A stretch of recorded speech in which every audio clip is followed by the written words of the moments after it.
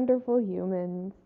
Thank you so much for joining me with the video, and thank you so much for the support that you have given me. It means so much to me. And let's get on with the video.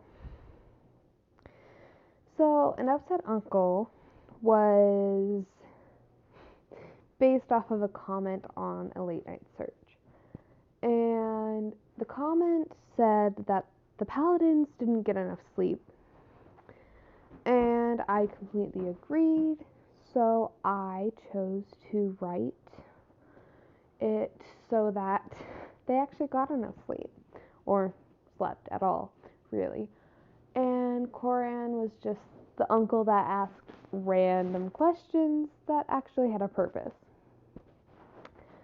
And so, let's get on with the story. An upset uncle. Coran looked at the exhausted paladins sitting at the table. Dark, heavy bags sat under their eyes. They sluggishly ate food goo, no complaints filling the air. He shook his head in disappointment. They needed more sleep. He looked at them, a plan forming in his mind. Pidge sat in her lab, working on her most recent project. Parts were scattered around her, and she had to push her glasses back on the bridge of her nose. Coran had entered a few minutes before. She wasn't ignoring him. Her mind was just so sluggish, she was concerned that if she stopped, even for a second, she would forget what she was doing. She was jerked from her work when Coran cleared his throat. She looked at him quickly. Yes, Coran? What was the name of the chemical on Earth that you humans use to kidnap people with again? Chloroplast? No, chlorophyll? Pidge sighed. Chloroform. He nodded. Ah, thank you, number 5. Continue on with your work. She returned to her work, not even questioning what he wanted chloroform for as he left. Shira stared at Coran. Why are you asking about chloroform? He was just given an excited smile. It is just fascinating that you humans have this chemical. Shira sighed. I honestly have no idea if it can be turned into a gaseous state. Hunk might know.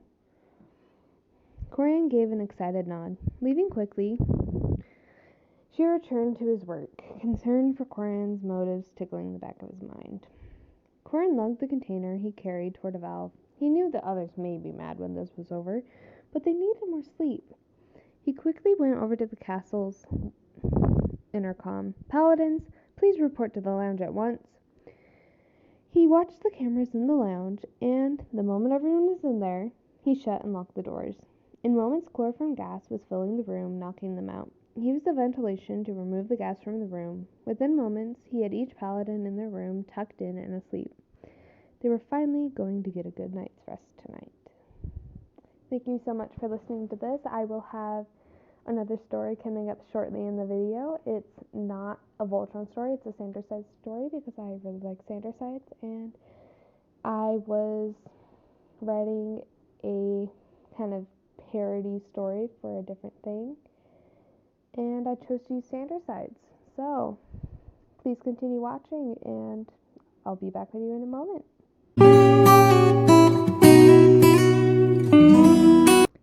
Hi, I'm back.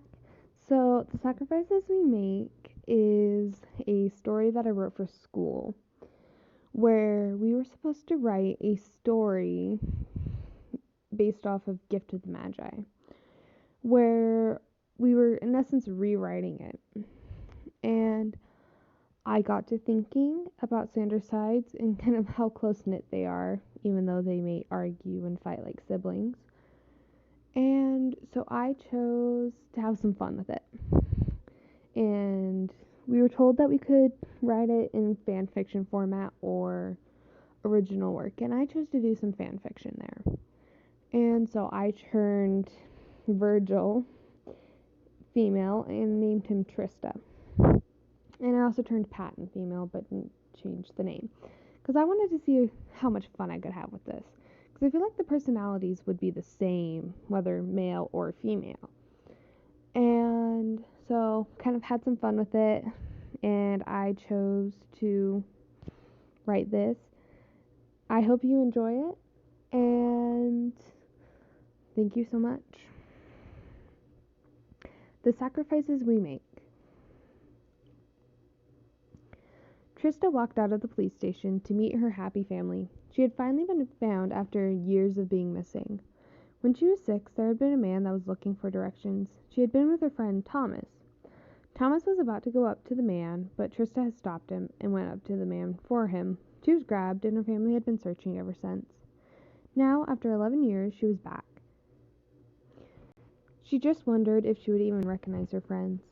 When she reached her family, she was embraced in a loving hug. Even though she loved her family, touch made her uncomfortable. They sensed her discomfort and backed up. Her mother gave her a comforting smile and gestured to the car. Her father was looking at her hard, and she glanced down. She was wearing a dark blue hoodie with purple jeans. She looked back at him and asked him, "What is it? Is there something wrong?" Her father blinked in surprise. "Oh, no, nothing is wrong. I was just noting how different you look. Your hair is lighter than it used to be. You are also paler."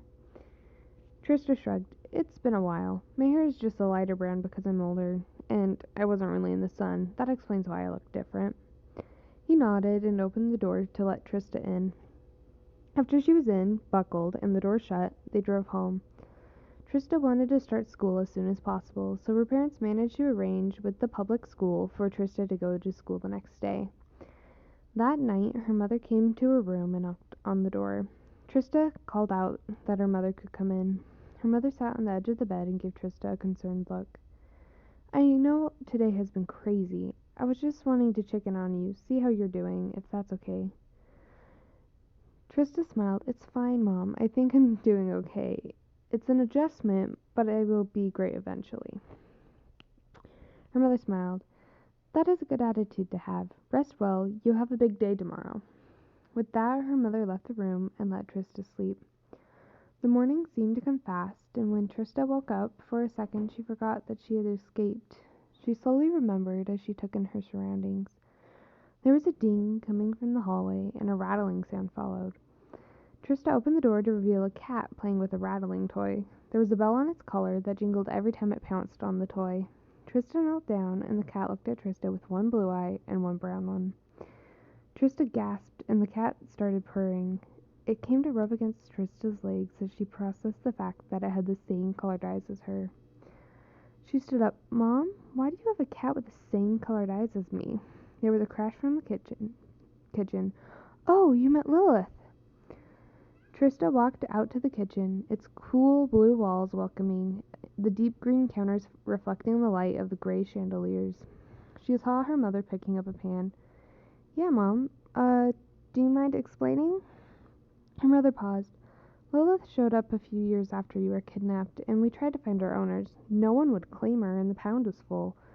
That led us to taking her in, and now she's been with us for years."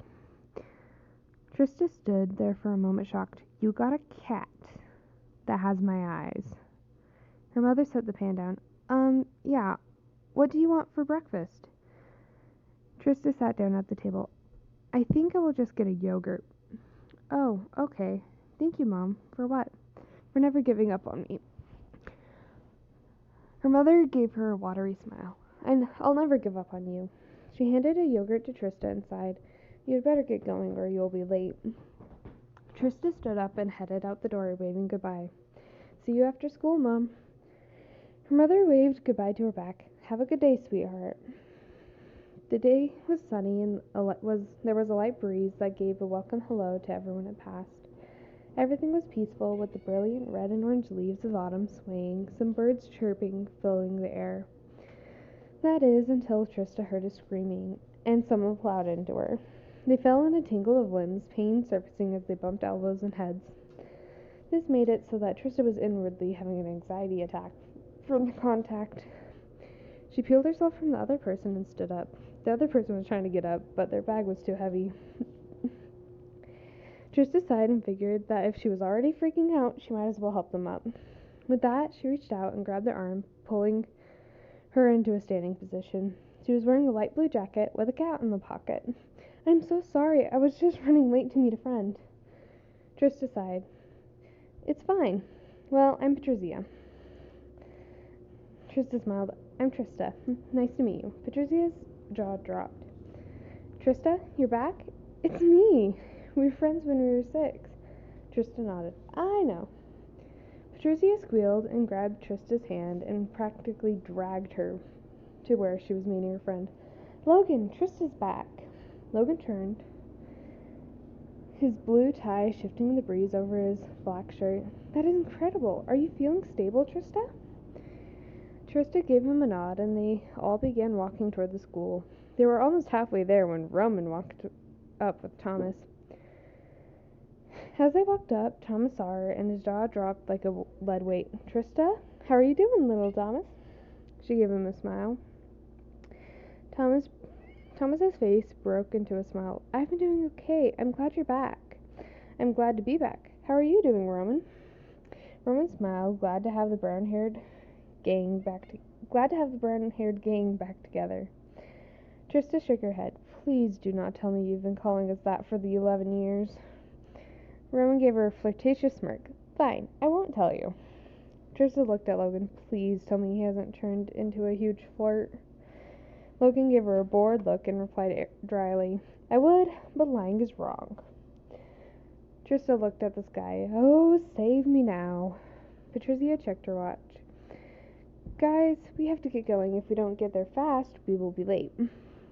Roman smiled. Well, my house is right there, so we can just take my car.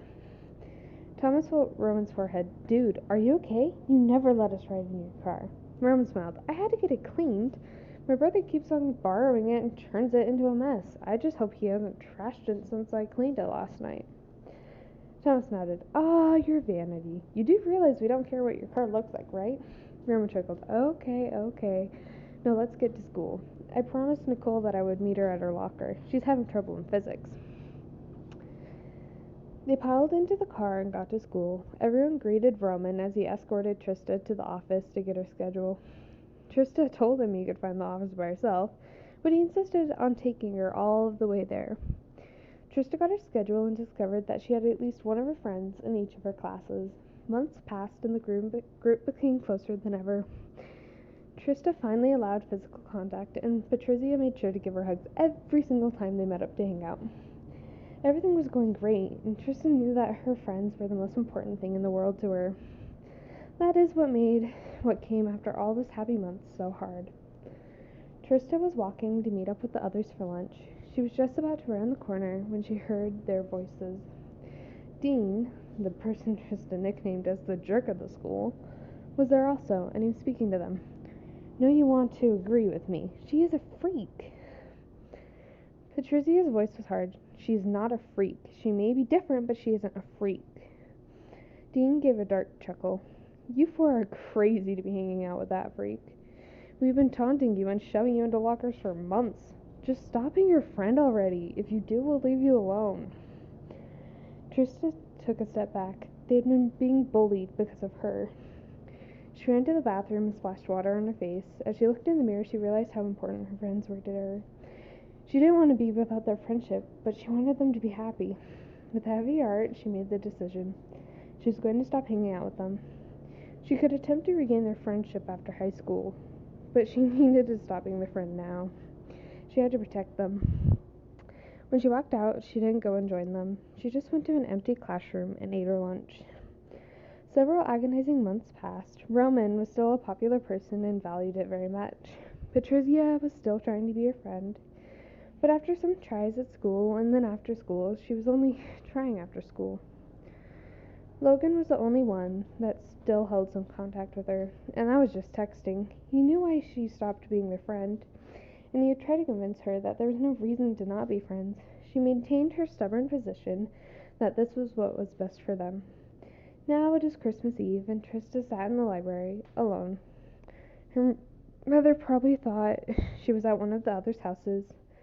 She sat reading a book. Then she heard Dean's voice, and anger burned in her chest. Trista the freak, I knew you would be here. She gave him a bored look, not revealing her anger. What do you want, Dean? Dean sat down across from her. I just wanted to come and see the freak in action. I mean, we have so few in this town. I had to come see it. Trista gave him a cold smile. Look in the mirror if you want to see something unique. Dean raised an eyebrow. What would that be? A jerk that is jealous of the freak? I think that's even more rare than a freak. Dean snorted out a laugh. I'm not jealous of you. Then why do you hate me so much? Is it because I look easy to pick on? Like I won't fight back?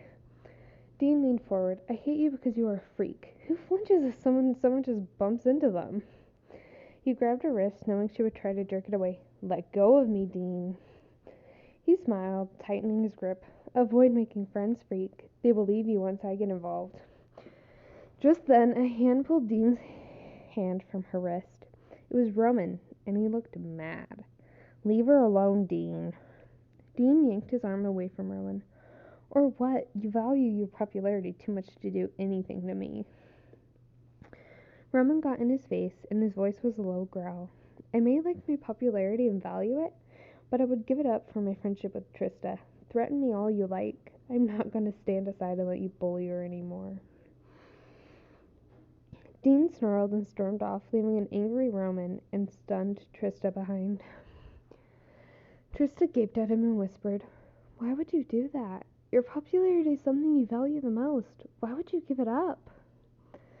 Roman sat down across from her. Trista, you gave up your friendship with us in order to protect us. I do love and value my popularity.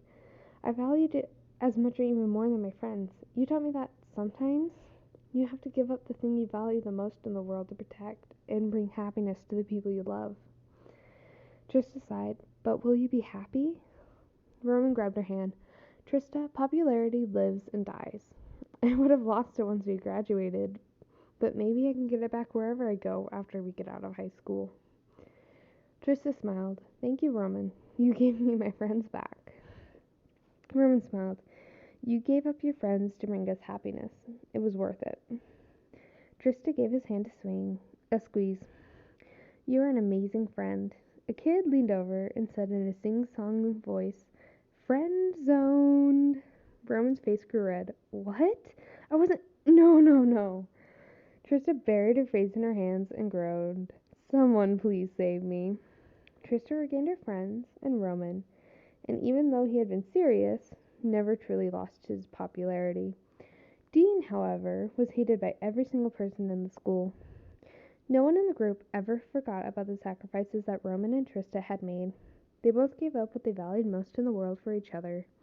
They taught everyone an important lesson. Friendships can rise and fall just from the sacrifices we make. The end. Thank you so much for listening, and thank you for all the support again. And I'll see you in the next video. See ya!